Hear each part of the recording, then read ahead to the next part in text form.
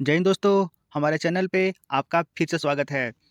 दोस्तों, जो अभ्यर्थी बैंक क्षेत्र में जाना चाहते हैं, तो उनके लिए आईडीबीआई एक अच्छा मौका लाया है। दोस्तों, आईडीबीआई बैंक कुल 1000 पदों की भर्ती निकाला है। आईडीबीआई बैंक की स्थापना 1964 ईस्वी में की गई थी, जिसका फुल फॉर्म होता है भारतीय औद्योगिक विकास बैंक, जो औद्योगिक क्षेत्र को वित्तीय सेवाएं प्रदान करने वाला एक विकास वित्त संस्था है।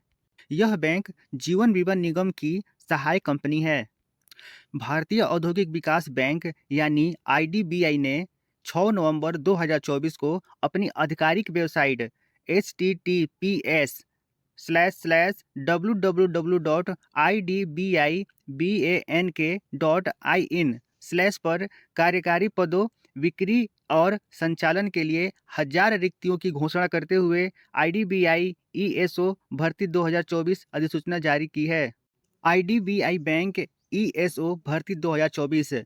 दोस्तों, संगठन जो है भारतीय औद्योगिक विकास बैंक है यानी आईडीबीआई। पोस्ट का नाम है कार्यकारी यानी बिक्री और संचालन।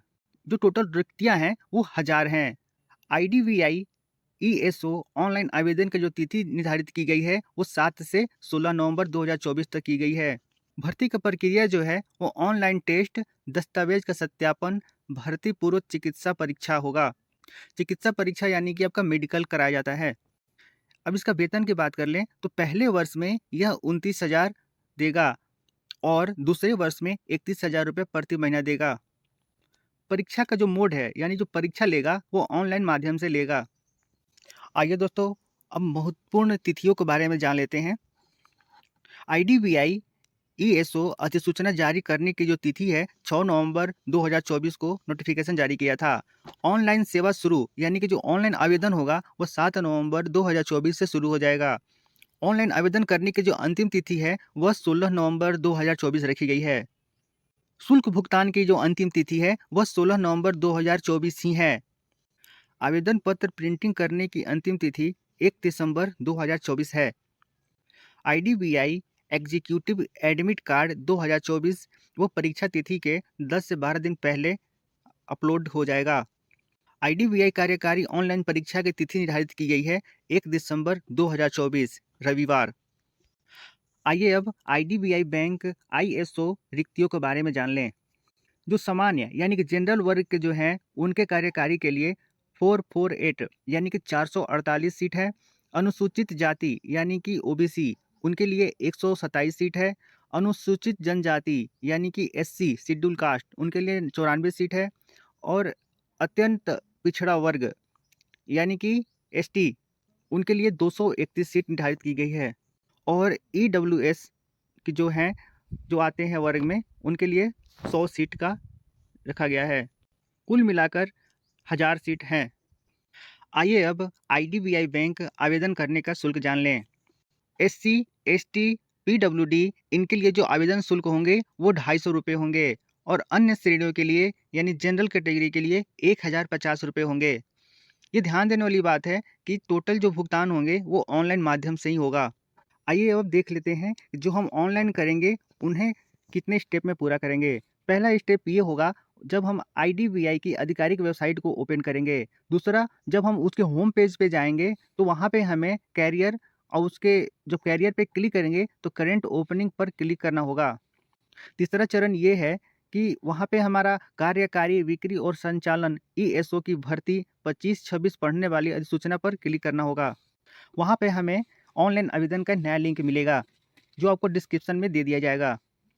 हस्ताक्षर किया हुआ रखना पड़ेगा। जो एक सफ़ेद पेज पे हस्ताक्षर किया हुआ रहेगा ब्लू पेन से अंगूठे का निशान रख लेंगे और हस्तलिखित घोषणा और लेख की घोषणा लिख के रखना होगा जो आपको अपलोड करना पड़ सकता है। आइए अब देख लेते हैं कि जो डॉक्यूमेंट आप अपलोड करेंगे उनका साइज क्या रहेगा। आपका जो फोटो रहेगा वो 200 बाई 230 पिक्सल का रहेगा, जिसका फाइल का जो साइज है 20 केबी से 50 केबी के बीच होना चाहिए। आपका जो हस्ताक्षर रहेगा उसका साइज 140 बाई 60 पिक्सल का होगा, जिसका फाइल का जो आकार है वो 10 केबी से 20 केबी का बीच होना चाहिए। और जो आपका अंगूठे का निशान रहेगा वह 240 बाई 240 पिक्सल का होगा, वह 20 केबी और 50 केबी के बीच होना चाहिए।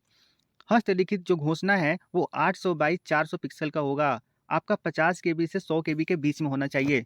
हस्तलिखित घोषणा का जो पाठ है इस प्रकार से है, जिसे आप पहले से लिख के रखें और जो साइज ऊपर बताया गया है वह साइज बना के रखें।